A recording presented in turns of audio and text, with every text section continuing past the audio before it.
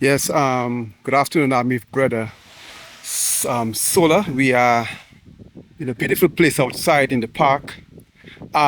Today I'm coming to I'm coming to talk to Sola because Sola has been a stalwart in the community, trying to help elevate our community as a whole. And you have done many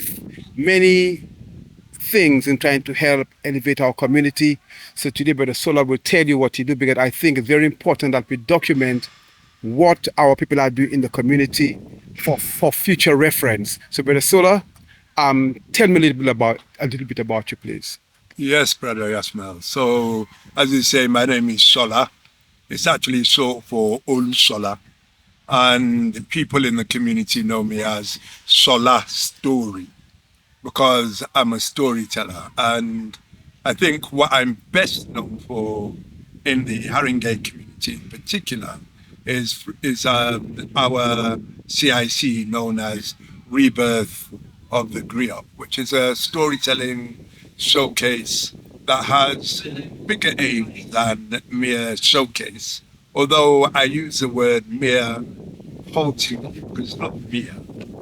Nevertheless, we also want to encourage young people to tell the stories, ancestral stories, to keep the knowledge, the history of their ancestors alive, not just in history books, but also alive through oral storytelling and learn to become great speakers and great performers so that what they say has agency, has a value that attracts people to it. So that's one of the things that I do. But over time, I have been a learning mentor, a TA, done a lot of work in schools, a creative facilitator, which I still do now.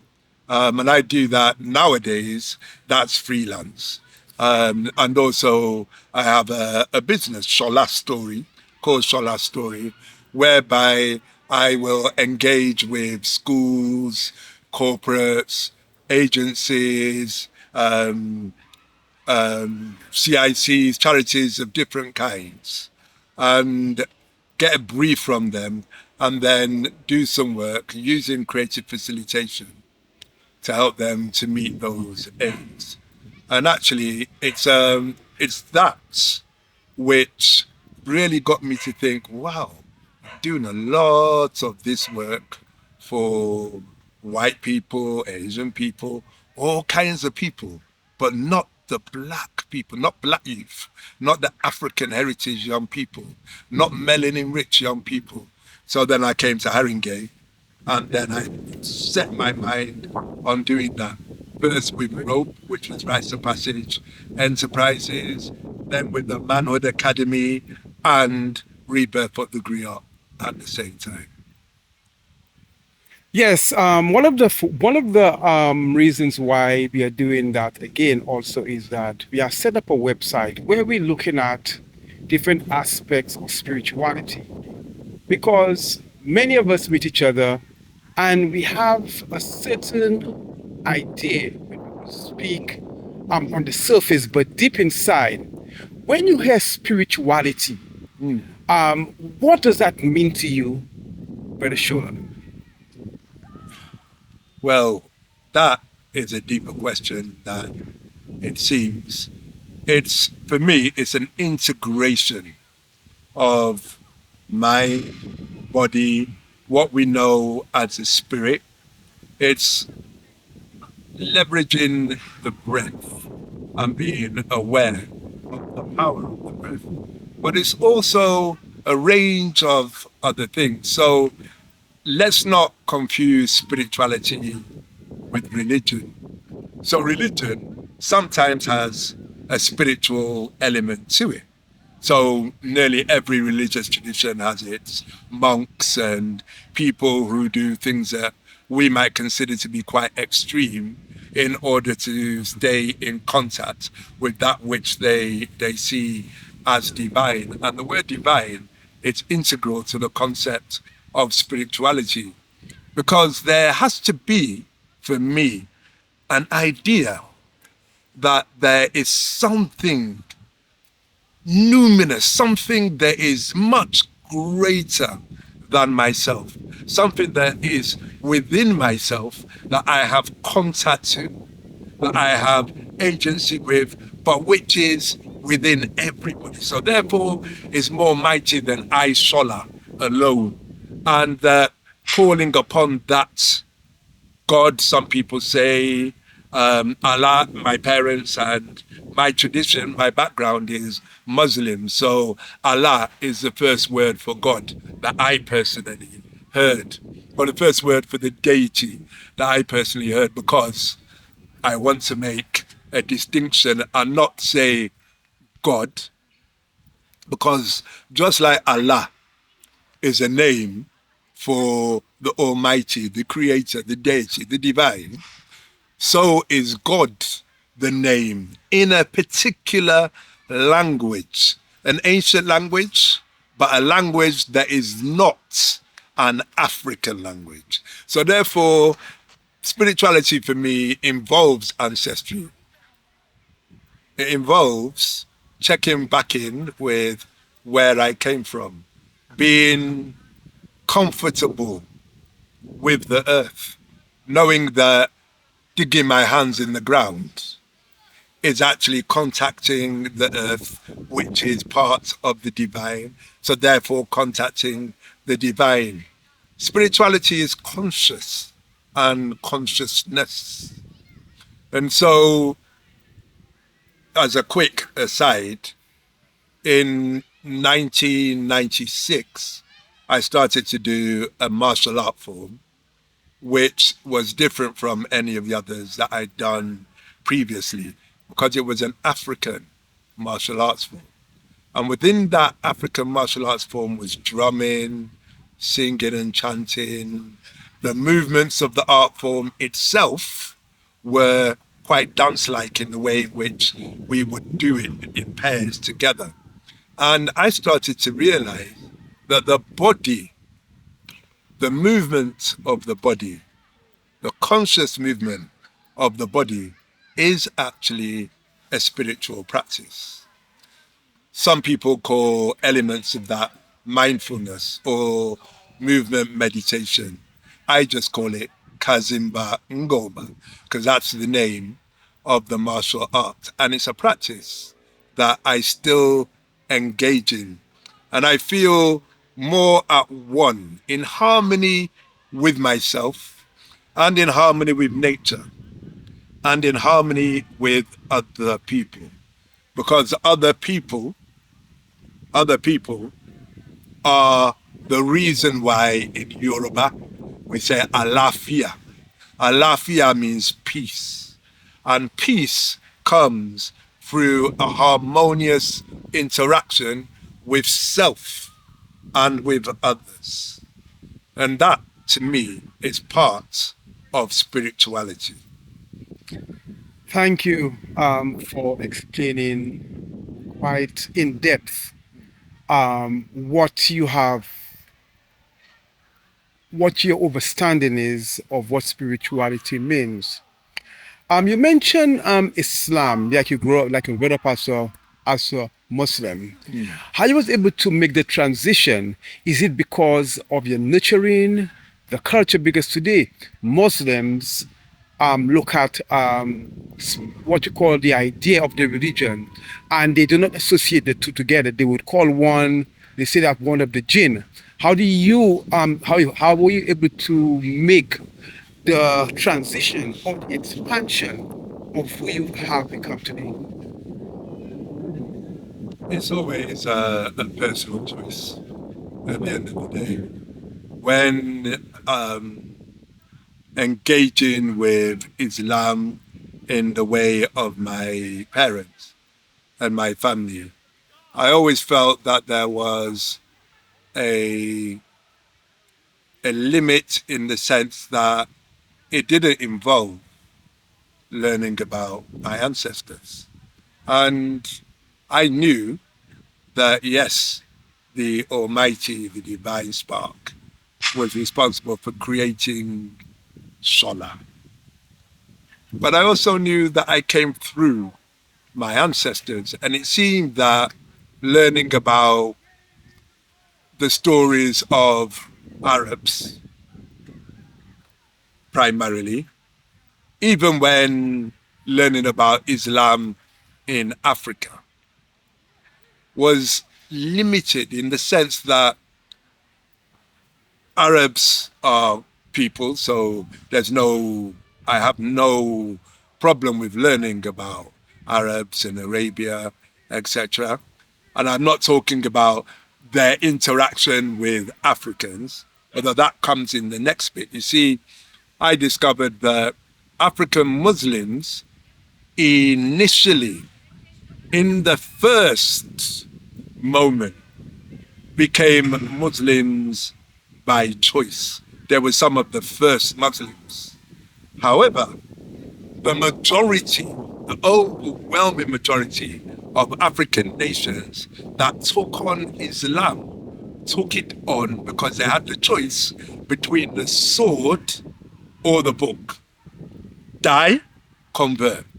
So when people are presented with that choice, one has to ask, is it really a choice? After all, I ask you, don't you want to live? Don't most people want to live? If they're told that if you don't accept this particular creed, we will kill you and we will kill all of you that do not accept this creed. Unless I am a warrior and prepared to fight, I'm going to accept the creed. And that's what many of us did. So the Swahili, the Hausa, the Fulani, the Empire of Mali, and Songhai became Muslim in creed because of their ancestors who were given that choice. Now, I'm not saying that all Muslims are the same, that some people become Muslims by choice, and some people in Africa did. And I think that their understanding was different than the understanding that was proposed to them by the Arabs, in the sense that they did not forego their ancestors. In fact, neither do the Arabs, because the prophets that they espouse, the creed of the prophets that they espouse, the prophets themselves are the ancestors that they're talking about. But they don't expect us to know and understand our own ancestors. So the transition I made was about really finding about my own ancestors, because before that I didn't really feel like me. I didn't feel whole unless standing on the ground of those who came before us. And the last thing I would say about that is that prophets have come in every nation. Every people on earth have had people who have given them spiritual wisdom. Therefore, why not Africans also? Africans also had people who gave us spiritual teachings that still exist today. Well said, Brother Sola. Actually, I'm in the park today where you could hear a lot of ball kicking, people talking, because that is where because that's a nice place we could come to. Despite there is a noise, we could have that nice cordial conversation looking at spirituality. I was in Wood Green yesterday and I was talking to a Muslim guy, and he said that worshipping ancestors or religion ancestors is from the Dajjal, or he said that you were jinn. And then I remember even and like should I say, even in religion, when they pay homage to Isa ibn Midian or Jesus, have you not died? Yes, they talk about him every single day. Musa, have you not died? But again, is the confusion by religion telling you one thing but doing something else? That is where you find the problem. Yes. What is your opinion on the present day new spirituality drive among certain pedigrees, certain people, the new age system about spirituality. What do you think is the goal? And do you think that there is some kind of reason why suddenly it seems that the people that are perpetuating or pushing the idea of spirituality and all of the different systems. What is your opinion of that? Looking at, you come from a place where like history tells us that most spiritual systems or religion coming from people of color, not Europeans. What's your opinion on that? So when you say New Age, are you referring to the New Age of Europeans, New Age spirituality, or the New Age spirituality of African heritage people? The first one I need to answer is the new age of Europeans. Okay, so, well, I know that Europeans who listen to this won't be so happy when I say this, but on the whole, Europeans are a lost people. They have foregone the spiritual traditions of their ancestors. And how can we tell this? Because they consider themselves superior to us, the first humans on earth, the parents of their parents who learned spiritual traditions that they practiced for millennia from us. So when we find that a spiritual tradition does not heal somebody from a racist viewpoint, that it doesn't allow for the primacy or the knowledge as a creed of the primacy of the indigenous people of Earth, then we know that there's something lacking. The New Age in Europe, for me, is a way of getting back to what they got rid of through their witch hunts and through Christianity, and the idea that you can't have a seer, you can only have what it says in the Bible. So somebody amongst the Vikings or the ancient Britons or the ancient Anatolians may have been able to discern deeper meaning in the oracle that they had at the time. But the Christians who came told them that that was devil worship, jinn, as from an Islamic perspective, that what they were doing was not the truth. However, the truth of the matter is that when we connect with this earth, this planet that we live on, when we live truly in accord with it, when we know that the world is worlds, when we know about the planets, when we know about universes, when our aspiration is to connect with the divine guidance that turns the universes, that creates fractals on this planet that are indications of a greater wisdom and awareness that is available to all of us. When we ignore all of that and read a book that tells us what we must believe, then we have to ask, but wait a minute, reading and writing was not around with the original humans and the original times. So does this mean that the original humans didn't have wisdom or spirituality, that they didn't know spiritual truth? Not until Jesus or Isa, or even before them, the Jews came along and said, this Talmud, this Torah is the truth. everything else is a lie. Clearly, that cannot be the case. Because according to those books, anybody who doesn't follow those books is going to hell. So what about the people in Melanesia who were discovered by the rest of the Western world a decade or so ago? So they are going to hell because no Christian went there and no Muslim went there.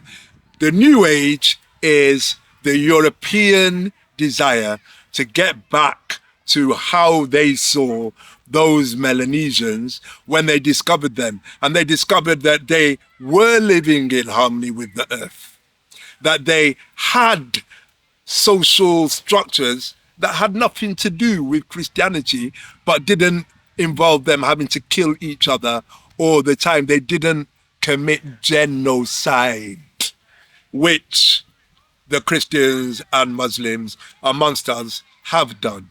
So the New Age desire in Europe is to get back to something like that. And it's kind of amusing in some way, because it's not really that they want to get back to. They still have a white supremacy meme going on in how they look at things. So they invent things that they think are better than, or that move beyond whatever the limitations are that they see in the indigenous practices.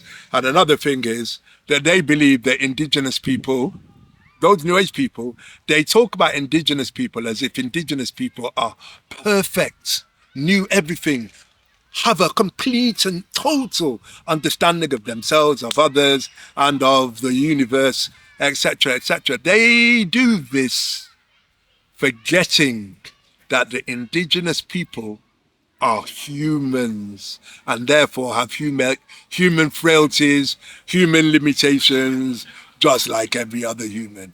So to me, the New Age is another form of proving superiority, but in a spiritual way. You're on it. Thank you very much, because I think you cannot even, I think there is no clearer explanation for your perspective on the New Age and looking at the new system of New Age that Europeans are pushing.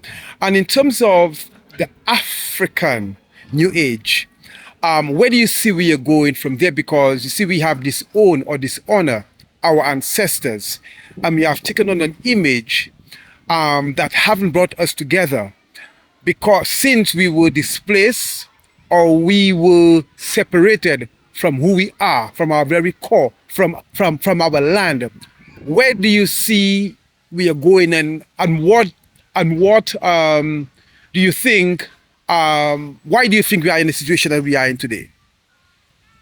Well, the New Age in African spirituality is interesting, because the funny thing is, the old age of African spirituality is still here. It has not died. So when we reinvent ourselves as the priest of this and the holy of that, without actually checking in with what already exists, then we stand the risk of becoming fantasy, moving into fantasy religion, fantasy spirituality, if we don't follow or at least learn from what is already there. So we know that Yoruba spirituality is alive and well. It hasn't gone anywhere. In fact, it's spread. It's in Brazil and Cuba and Grenada and in Puerto Rico and in so many different places around the Caribbean, even in the United States, which is also the same with Vodun, which is also the same with the Dogon traditions. They are still alive an extent. Now, the Dogon were very spiritual people and still are very spiritual people. But they didn't separate their science from spirituality. So when they understood the universe, and believe you me, they understood the universe far in excess of anything understood in Europe until the 20th century, and at the latter parts of the 20th century too. I could talk some more about what the Dogon understood, but I will just leave it at that. The Yoruba, very similar. The Yoruba, through their oracle, the oracle of Ifa, understood the thing that computers now understand as binary, random number generation. The Yoruba understood this through the oracle of Ifa. But they were not alone, because that oracle is called Ifa amongst Yoruba and Afa amongst Igbo, but it is ubiquitous in Africa, that in the Bushmen of the Sand, so incorrectly called Bushmen, the Sand people, the Sangomas, the Marabous, they all use the same, they do two, they do one. When they cast the oracle, binary, they use it, but they don't call it binary, they call it Ifa or Afa. And actually, a German mathematician called Leibniz came to Africa, discovered this, went back home, created binary based on what he had seen. This is the geomancy of the Elizabethan court, because of their being shown by Africans this oracle. They understood that the Africans understood something that they did not. The Moors brought this into Europe. That is what they call geomancy. So the new African that forgoes learning about Ifa, about the Dogon, forgoes really learning the systems, the wisdom that is within those systems, and then create something that they think is better because it's more in keeping with the modern age. They are behaving exactly like the European New Age, and believe that there's something wrong with the spirituality of their ancestors, don't feel comfortable with it, feel scared by it, therefore move into something that they call African, but which does not consist of the basis of African spirituality, which is oracular divination in conjunction with the other spiritual elements. And if you understand the stories, the Yoruba stories, you will understand that those stories are about exactly that which I just said. Most of the stories have Eshu. Eshu is the Orisha of the crossroads, or of chance, or of tricksterism. And Eshu will challenge anybody who wants to do anything that does not have oracular permission first.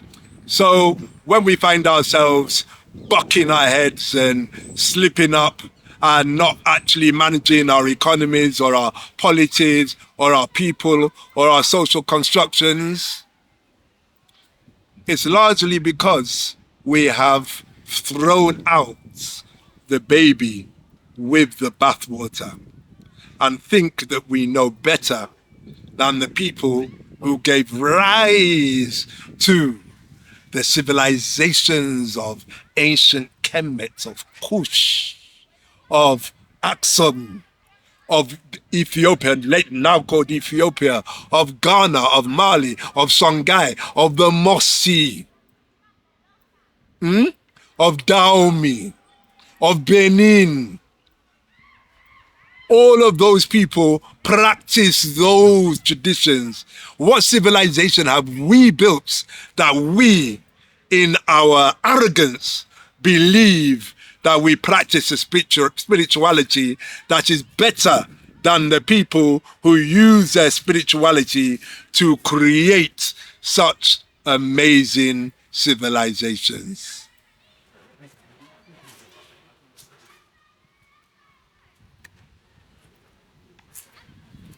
Yeah. Yes. Beautiful. Um, I agree with you on it because a few years ago I was stressed going to an event, and I saw that Caucasian woman looking at me. She looked at me. She looked at me, and she asked me, "Where are you going to?" I told her I'm going to some function. She told me when she grew up in her country, her father always told her that he and his mom worship a god called Shango, a god called Oya, Oya, Oya, Oya. and she told me that that's who they worship. And she said when she see people of African descent worshiping something other than who she's worshiping, she wonder what has happened to us and where we come from and where we are today. And we had a conversation, and she said that she's so happy to see the practice of the African spiritual system is still existing. Because if you look at religion today or spirituality today, it have a foundation. You see the Trinity in a lot of them. You would see some of the worship in some of them. You would see the sacrifices in one of them. When you eat the flesh and you drink the blood, that is a form of cannibalism, a form of sacrificing. You see, you could see that thing everywhere. But the same people that say that thing is not good, that thing is of the devil, you would see that aspect of it very, very subtle in what they do, and they have nothing to say. So I'm saying that to say, I mean, I'm agreeing with what you are saying there, because little did they know there wouldn't be no established system without people of culture that gave it to the world. And that's what you were saying. So I don't know if you have anything to say on that, or shall we move to the next question? I agree with you. Let's move to the next question. Okay, cool. Yeah. Yes. I wanted to ask you about your culture, but because I think the African spirituality is so deep, and I think people need a little bit more knowledge or understanding. Because if you talk to a Nigerian today that's a Christian, a convert, she would tell you, no, this is devil worship. That is devil worship. And for some reason, if you look at the life today, how Nigeria, for example, has become, with so many stories you are hearing from them, you could see the disunity amongst them, because we was once one people without any borders, any boundaries. But when we got when after coming of Africa and we got separated, and they take wanted the people put them somewhere else, as we are today. So what do you say about to a Nigerian, for example, that would tell you, talking about the ancestors, is devil worship, and they will do something otherwise than what they was supposed to do in the first place? You know, we Nigerians are funny in some ways, because we say all that. But as soon as there's a problem that can't be solved by any other means, we go running to the Babalao or to the Dibia. We run, we pay them money, we sacrifice goats, we do whatever they tell us to do in order to do what we believe they can do that our religion doesn't allow us to do. The Nollywood is responsible for a lot of the general belief about African spirituality, because if you notice, the Babalawos always have mad eyes. They always talk like that. So you have come. That's how they do. They're always presented as people who here we would call borderline insane. However, what we don't know is that for a person to truly become a true Babalawo, and the same with a Dibia or a Sangoma, it takes decades of intense learning. They have to separate themselves from ordinary society. This thing where some of our people go to Brazil and they come back Babalawo after 1 year staying in Brazil, it's nonsense. It's nonsense. Babalawo means keeper or father of the secrets. What secrets can they truly learn? 1 year. A Babalawo is somebody that can interpret the Oduifa and recites more than 256 verses from memory. In 1 year, one would have to be a polymath to do that. Now, the system of African spirituality, systems of African spirituality are geomancy, really, because we understand that the earth is where we live. We know that the trees know something we don't. Recently, Europe has discovered that there is a mycelium network that covers this planet. That the trees, the roots of the trees communicate with each other, and where the roots are not touching, the mycelium network carries messages from tree to tree, from plant to plant. They are learning this now.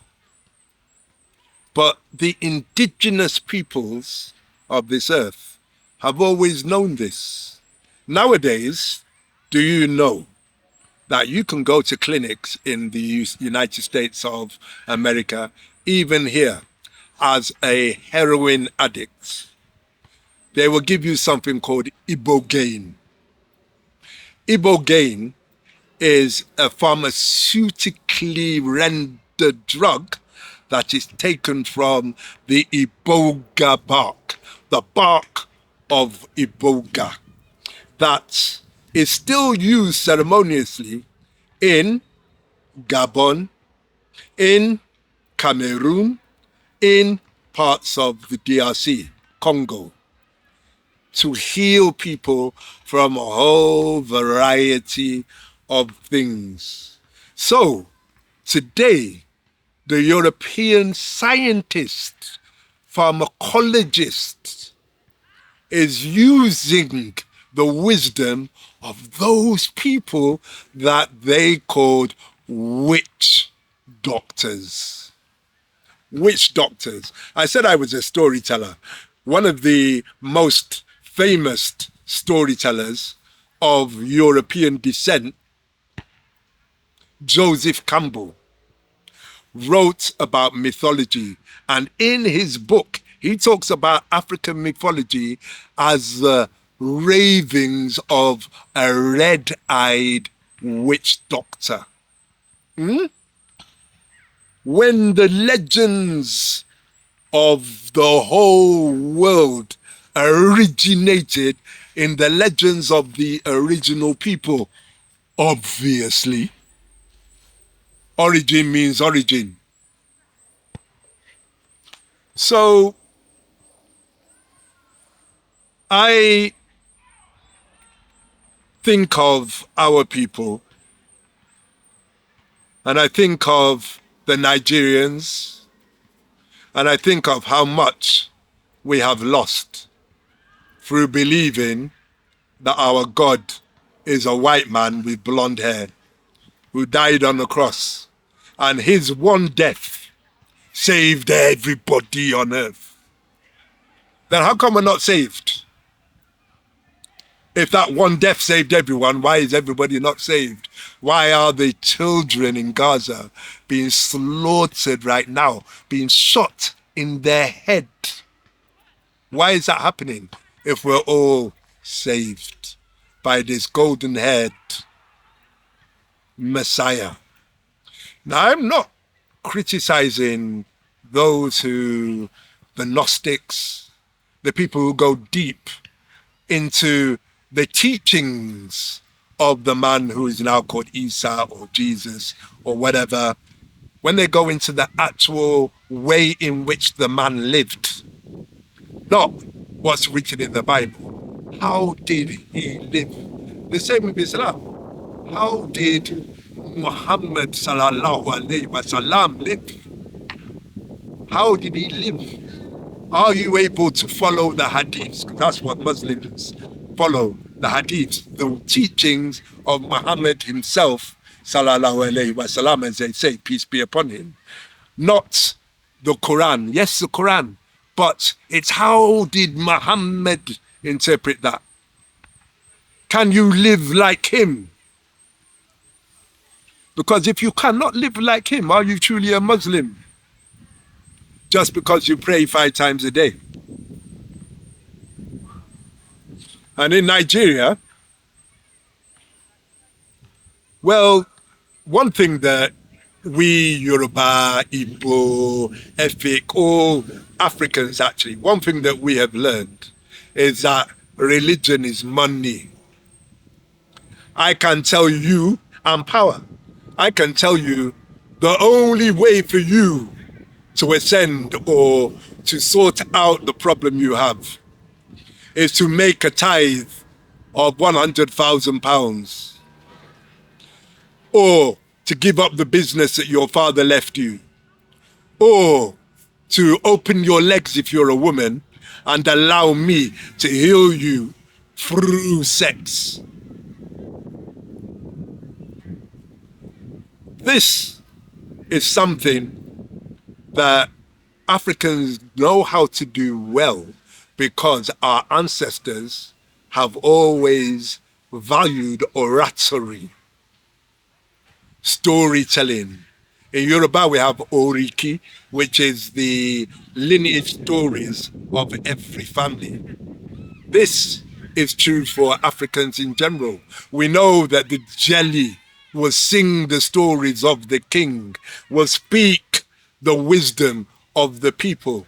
So the descendants of those people today are priests or marabut, I've forgotten what they call the Muslim ones, imams. They are people who can fool people because they know how to speak to the essence of those people, what those people need. And because Africans are still very spiritual people, they get fooled by spiritual falsehoods instead of doing what their ancestors did, which is study, wisdom, learn, not just to believe the spirituality, but to prove it. That is what we do not do today. Where do you see spirituality going to when you're looking at the advent of so many things like AI? When you look at how certain systems are being pushed, when you look at it, they're taking out, they're trying to come in with money and bribe pastors and bribe people to get more people under the control to push a certain narrative, a certain agenda. Where do you see spirituality going to, and how fearful, or if you're fearful at all, for the children in the few years to come? Hey, the children, oh. The children is my main concern, protecting them. I spend all my time, and I'm not alone, there are a few of us who spend a lot of time talking to children about the choices they make, about the wisdom of their ancestors, about what happens when they play music of frequencies that lower their vibrational energy and their ability to think straight, along with words of violence, of sexual denigration, of racial denigration. We talk to them about these things. However, in your question, you allude to control. So, since I'm talking about music, Europeans understood that compared to Africans, they didn't really understand anything about music. So they allowed these teenage boys to rap, to create hip hop, to attract the whole world in wonder at what they were doing. They understood that instead of preventing black people from being at the front of the music industry, that they would push us to the front and control what we were able to do at the front. Those of you who don't know. But those of you who do know that in the 90s, the music industry made a deal with many hip hop artists and promised riches for them if they stopped talking like Public Enemy and Tribe Called Quest and the Brand Nubians and KRS-One and many others, and Arrested Development, if they stopped talking about selfhood and started talking about the thug life. Do you remember in the 90s, that was the term, thug. Started talking about women as whole. Well, I won't say the words on here, but you know what they were calling women. What they called each other, the N-word, using the N-word as if it was a tool, as if it was a wonderful thing to aspire to. Yes, ma, N-word. So, our people, through control, have become facsimiles of who we actually are. And if you've ever watched a film called The Matrix, you will understand why. Because the European, through the study of our spirituality and our music, has learned to control us. They've learned to control everyone. They've learned to control their own people. We get fooled into thinking that all white people are on this. It's very few. It's an oligarchy. There's only a few who really know what they're doing because they're part of what we might call the Illuminati. But I have to ask you people, come on, be honest now. If there's a secret society called the Illuminati, how do we know about it? If we know about it, it's not secret, eh? But there are secret societies. They're just not called the Illuminati. So stop thinking you're really wise when you start talking about the Illuminati. That's what they want you to talk about. They want you to think that you know. But you don't know. I don't know. I know that I don't know. That's the first step of knowledge. Knowing what I don't know. Why are there so many drones? Why is it AI? If AI can copy Richard Branson, sound like him and look like him, doesn't that mean it can copy you? If drones are bombing people in nations far and wide, whilst the people who are controlling them are sitting in a restaurant, what does that mean for the future? If there's no cash, what does that mean for your bank account? Knowing that the people who control your bank account can take the figures on their computer and can wipe it out anytime they feel like doing so. Because it's just digital figures on a computer screen. It's not real. We are being indoctrinated gently into a world of complete control, where human beings are facsimiles of human beings, not real human beings, where we stop having real intention and connecting with the universe to bring about that intention in a real and holistic way, where we become satisfied with convenience. We already are. Amazon has taught us that if we want something on the other side of the world, we should be able to get it the next day, otherwise we get vexed. The same thing that we want, our ancestors traveled on ships for months in order to get those things. Now we can get it immediately. We think we deserve it.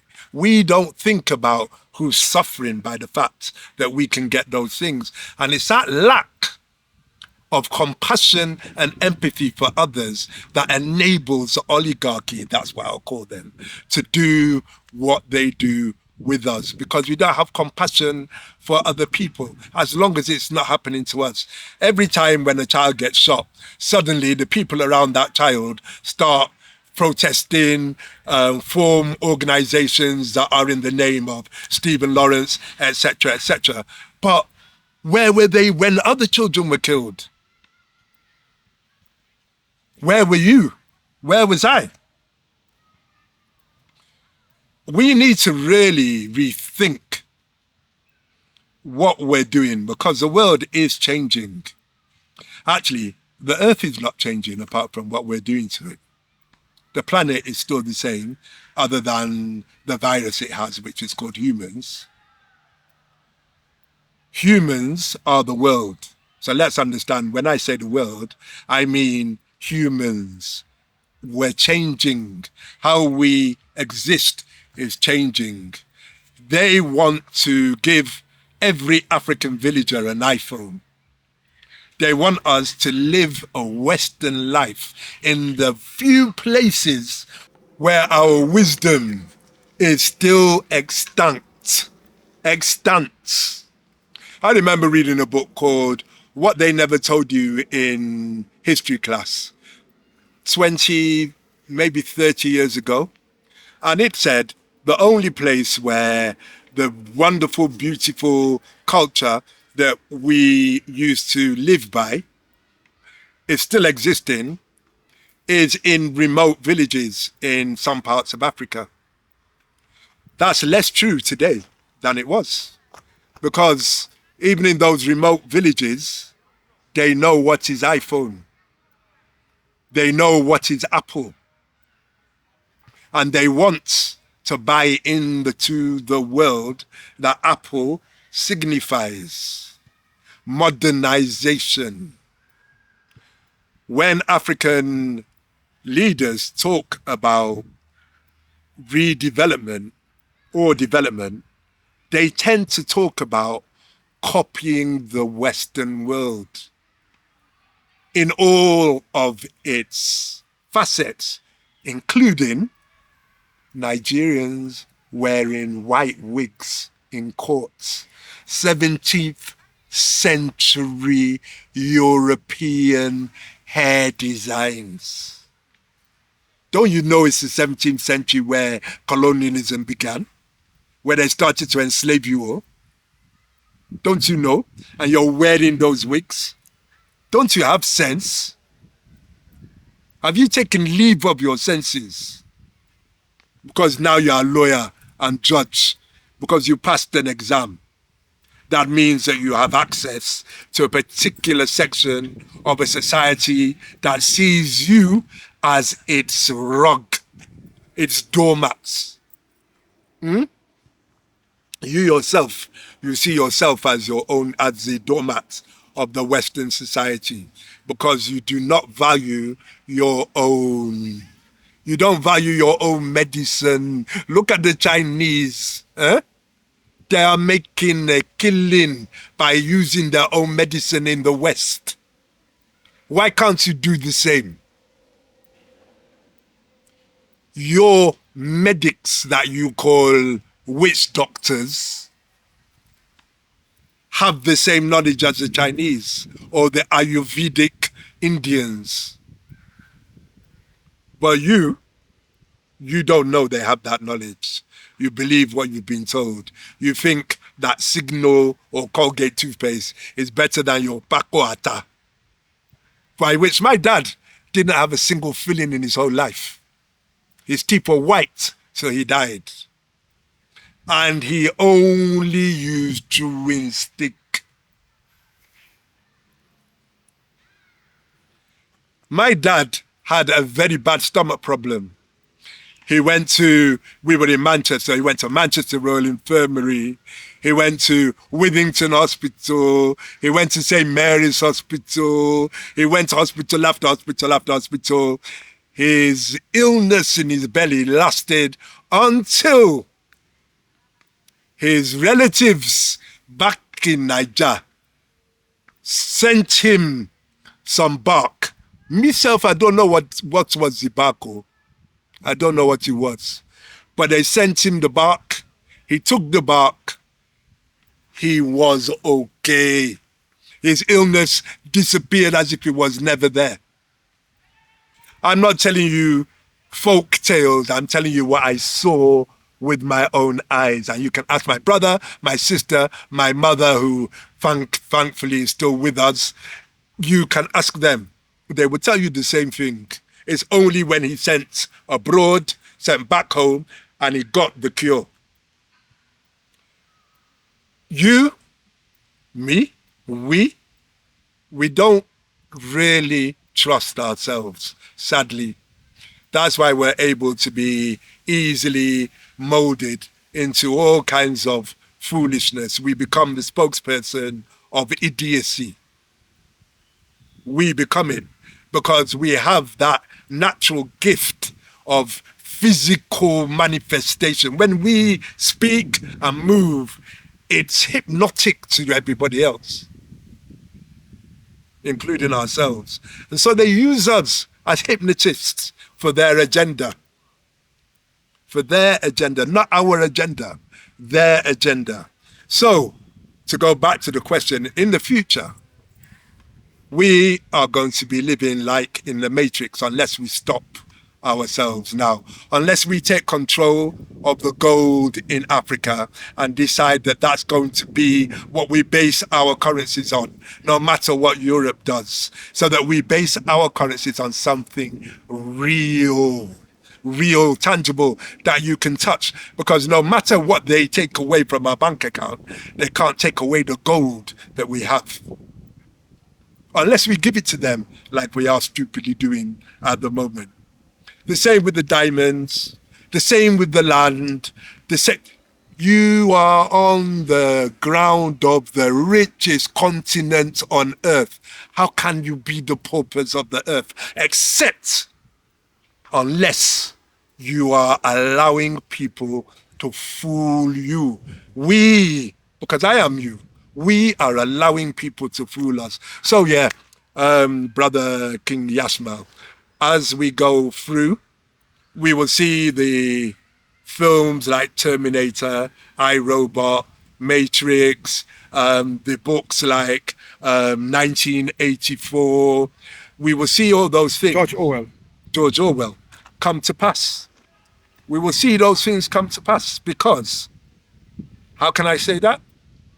Because they are coming to pass. AI is this amazing thing, but it has hidden dangers that we're not seeing. Your signature, if your signature is anywhere on the internet, AI can get your signature.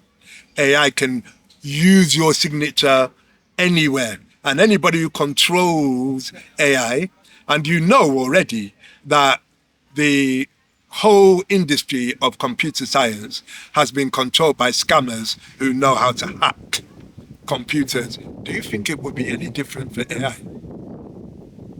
And we also know that whole economies are now digitally managed. The time will come when that is the only way that finance and economy is managed. And people will be able to be cancelled by this system that is based on the rejection of Europeans from the time of the Knights Templar.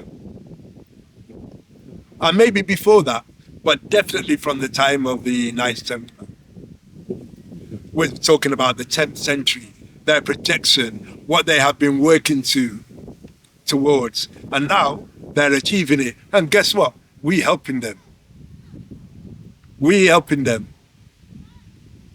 Because we are, without doubt, the most hypnotic people on earth. When we dance, everybody is amazed. When we rap, everybody copies us. We make music and beats, everybody starts making them. Do you think it's by chance? The day we start to live for our own independence and we make music in that vibration, when we remember that Ma'at was our philosophy, when we start to understand the wisdom of Teuti or Ifa once again, then we'll be able to be true Muslims if we want to be Muslims, or Christians if we want to be Christians, because we will understand what the prophets of those religions actually lived, not just what people wrote about them afterwards. We will understand how they were able to walk on water. These are things, not that I'm saying I know how to walk on water, just in case you want to ask. But these are things that when we understand who we really are, when we say Muhammad sallallahu alayhi wa sallam, we will understand what it means that he had a connection with Allah, because we ourselves will have that connection with the divine. So we will no longer need religions. We will have wisdom. But as Brother King Yashma says, at this moment in time, we're going to hell in a handcart.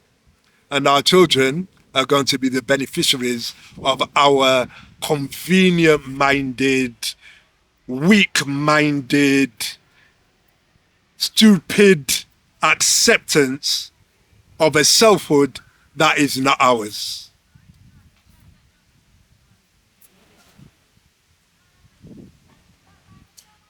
So thank you very much, Brother Sola. I guess I know we'll have much more again to talk about in the future, because as we started off the channel, I'm so happy that you are one of the first persons that can really kickstart something to give people a metabolism that they will yearn for more knowledge, wisdom, and understanding. So you can sum up. So any more words? I will just say this. AI has a use, but if you're going to really focus your intention on something, focus on the birds and the insects, the flowers and the trees. Focus on the fish in the seas.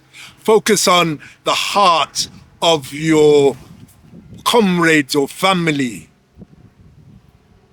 Focus on empathy.